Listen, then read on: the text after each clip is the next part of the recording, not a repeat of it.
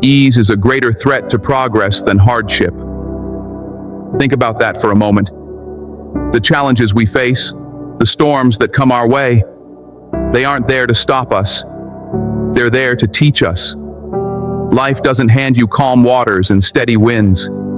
It gives you waves, resistance, and unpredictability. And the question you need to ask yourself isn't, why is this happening to me? The real question is, what am I going to do about it? Picture this. You're out at sea, steering your boat towards a distant shore. The wind shifts, and suddenly, it's not in your favor. Do you sit there, paralyzed, hoping it will change? Do you fight it, wasting all your energy, trying to row against it? Or do you adjust your sails, work with the wind, and find a way to keep moving forward? That's the secret to life right there. You can't control the wind, but you can absolutely control how you respond to it. Life doesn't care about your plans. You can map out every detail, set your course, and still find yourself in the middle of a storm you never expected. Maybe it's a job you lose, a relationship that falls apart, or a dream that doesn't go the way you envisioned. These are the winds that push against you, and they will come. The question is, will you let them knock you down, or will you adjust and move forward? Let me tell you something about the most successful people in the world. It's not that they don't face challenges, they do. They face failure, rejection, and obstacles just like everyone else. The difference is that they adapt. Take Michael Jordan, for example. He was cut from his high school basketball team. Imagine that. The greatest basketball player in history, being told he wasn't good enough. But instead of giving up, he used that moment as fuel. He trained harder, got better, and came back stronger. He adjusted his sails. And it's not just athletes. Think about Oprah Winfrey. She was fired from her first television job because she was told she didn't have the right look for TV. Fired. But she didn't let that define her. She didn't sit there, angry at the wind. She adjusted her sails, found a new path, and became one of the most influential people on the planet. You see, that's what life is about. It's not about controlling the storm. You can't do that. It's about navigating through it. And the first step to doing that is letting go of the idea that you have to fight the wind.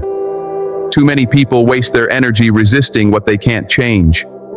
It's like rowing upstream, fighting against the current, exhausting yourself, and getting nowhere. I've seen it happen time and time again. Someone loses a job, and instead of seeing it as an opportunity to grow, they get stuck in bitterness. They blame their boss, the economy, their luck, everything but themselves. And while they're busy fighting the wind, they miss the chance to adjust their sails and find a better path. The key is to reframe your perspective. When the wind changes, don't see it as the end of your journey. See it as a redirection. Ask yourself, what can I control? What can I learn? What's the next step I can take? That shift in mindset changes everything. Your mindset is your compass. It's what keeps you on course, even when the waves are crashing around you. Two people can face the exact same storm, but one will come out stronger, while the other will be left defeated. The difference? Mindset. One person will say, "Why is this happening to me?" The other will say, "What is this teaching me?" And the person who chooses to learn will always find a way forward. But mindset alone isn't enough. You have to act. Adjusting your sails isn't just about thinking differently, it's about doing differently. If you've been knocked down, get back up. If your plan isn't working, change it. But don't stop moving. Think about someone training for a marathon. Halfway through their preparation, they get injured. Now they could give up, say it's not meant to be, or they could adjust. Maybe they switch to cross-training. Maybe they delay the race by a year. But they don't let that one gust of wind stop them from reaching their goal. they find another way forward. And that's what resilience looks like. It's not about pretending the storm isn't there. It's about standing tall in the middle of it, knowing it won't last forever.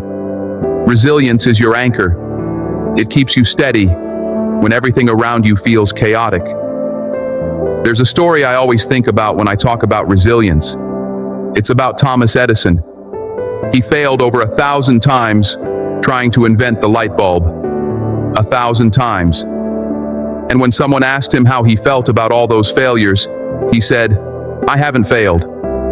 I've just found 10,000 ways that won't work." That's resilience. That's adjusting your sails. So how do you do this in your own life? How do you adjust when the wind isn't in your favor? First, you assess the situation. Take a step back and look at what's happening. What's within your control? What isn't? Second, you set a new course. If the path you were on isn't working, find another one. But don't lose sight of your destination. And finally, take action. Even if it's a small step, take it. Because every step forward is progress. The wind will never stop blowing. The storms will never stop coming. But here's the truth. They don't have to stop you. The wind doesn't decide your fate. You do. So the next time life gets hard, don't waste your energy fighting what you can't control. Don't sit there waiting for the storm to pass. Adjust your sails, shift your perspective, take action, and keep moving forward. Because no matter how strong the wind, no matter how rough the sea, your destination is still within reach. All you have to do is adjust.